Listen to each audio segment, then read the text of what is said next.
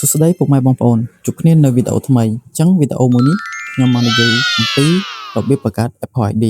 អញ្ចឹងឥឡូវក្រុមហ៊ុន Apple ID បានបើកឲ្យយើងបង្កើតវិញហើយមួយរយៈមុនគឺបិទអញ្ចឹងអត់អាចបង្កើតបានទេ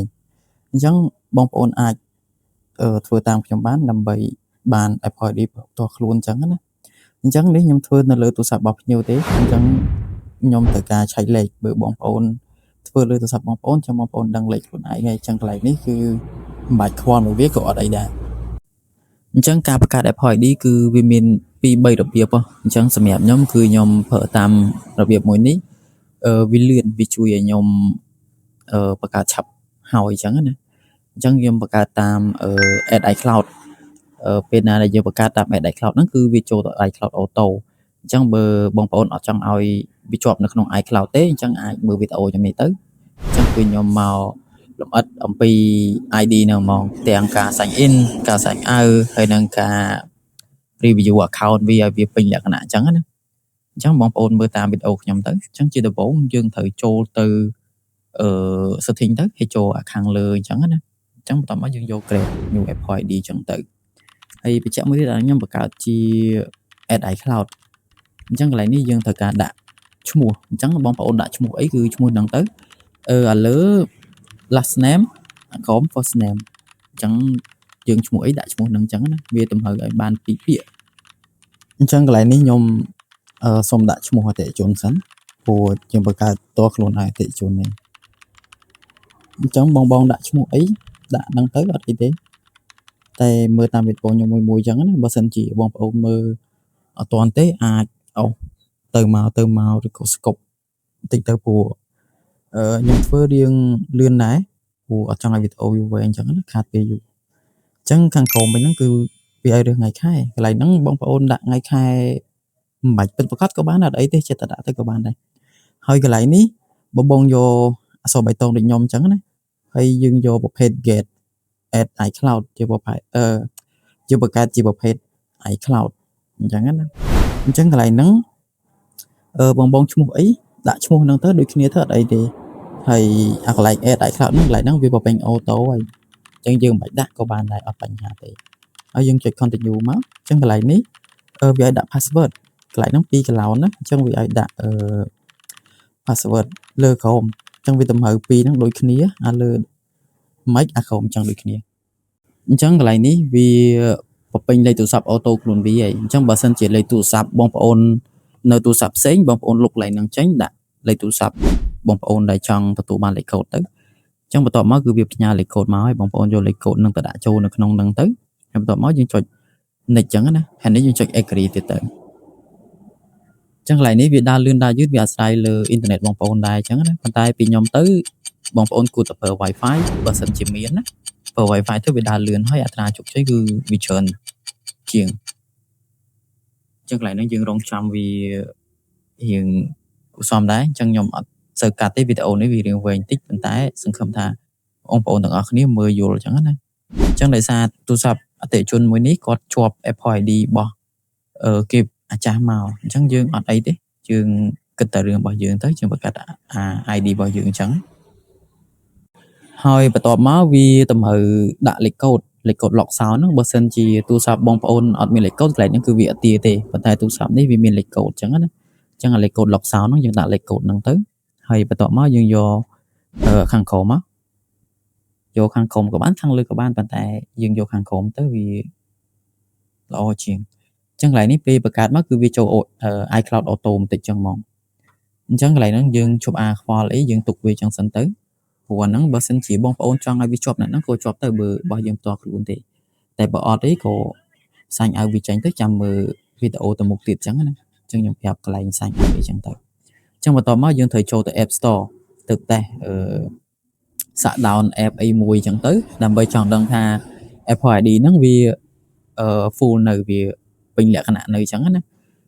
បើសិនជាវាពេញលក្ខណៈអាច down បានហើយតែប៉ុណ្្នឹងទៅគឺអូខេប៉ុន្តែ ID នេះគឺវាអត់ទាន់ពេញលក្ខណៈឯងអញ្ចឹងយើងត្រូវ review របស់វាមកតង់ទៀតអញ្ចឹងបើសិនជាបងប្អូនធ្វើអញ្ចឹងហើយវាអត់ឲ្យ review ទេក៏អូខេតែប៉ុណ្្នឹងទៅគឺយើងអាចប្រើវាបានហើយឃើញទេអញ្ចឹងកន្លែងនេះវាឲ្យ review វាអត់ទាន់ពេញលក្ខណៈអញ្ចឹងណាជឿវាមានករណីខ្លះវាពេញលក្ខណៈករណីខ្លះក៏វាអត់ពេញលក្ខណៈអញ្ចឹងដែរ ចឹងយើងចុច review វាចឹងទៅហើយកន្លែងនេះយើងជ្រើសរើស Cambodia ចឹងទៅហើយយើង complete text ខាងក្រោមបងប្អូនអានេះខ្ញុំបញ្ជាក់ឲ្យបងប្អូនមើលឲ្យច្បាស់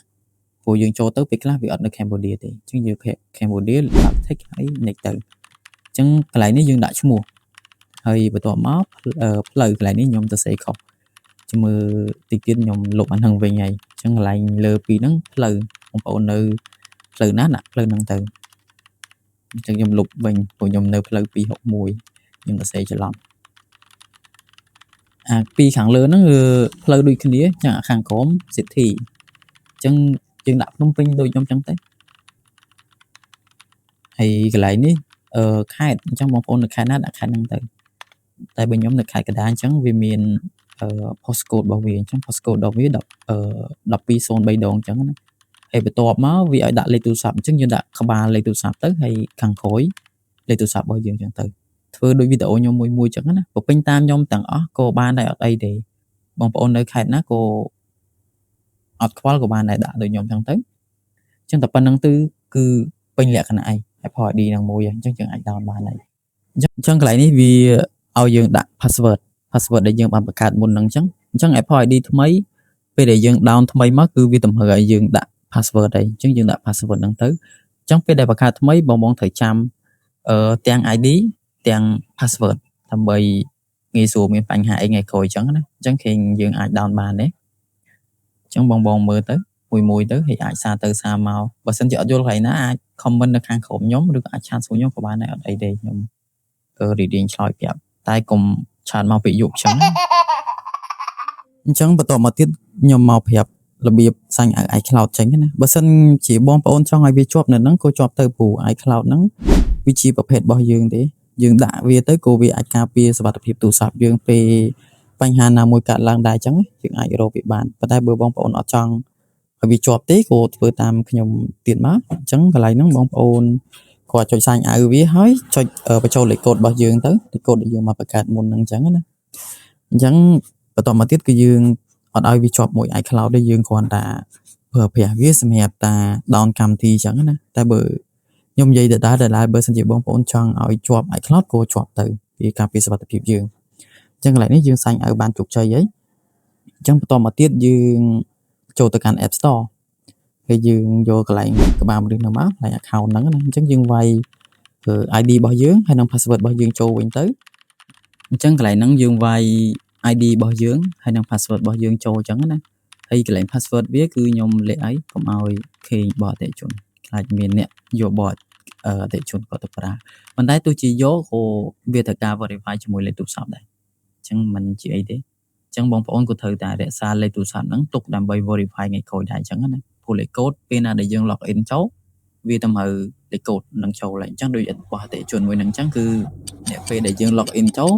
វាតម្រូវលេខកូដដែលវាផ្ញើមកលេខទូរស័ព្ទហ្នឹងហើយអញ្ចឹងកន្លែងនេះគឺវាបំពេញអូតូម៉ាទិកមកអញ្ចឹងយើងគ្រាន់តែចុច agree វាអញ្ចឹងទៅអញ្ចឹងកន្លែងហ្នឹងយើងចាំវាបន្តិចទៅអូខេនេះវាជោគជ័យហើយអញ្ចឹងខ្ញុំចូលទៅ setting បញ្ជាក់ឲ្យបងមើលនៅចុងវីដេអូអញ្ចឹងកន្លែងនេះគឺខ្ញុំ save email ហើយនិង password ទុកឲ្យអតិថិជនkalauគាត់ down load អីថ្ងៃក្រោយទៅវាទាមទារលេខកូដហ្នឹងអញ្ចឹងណាអញ្ចឹងវីដេអូរបស់ខ្ញុំមានតែប៉ុណ្្នឹងឯងសង្ឃឹមថាបងប្អូនទាំងអស់គ្នាចូលចិត្តកុំភ្លេចជួយ like និង subscribe ម្នាក់មួយផងអរគុណ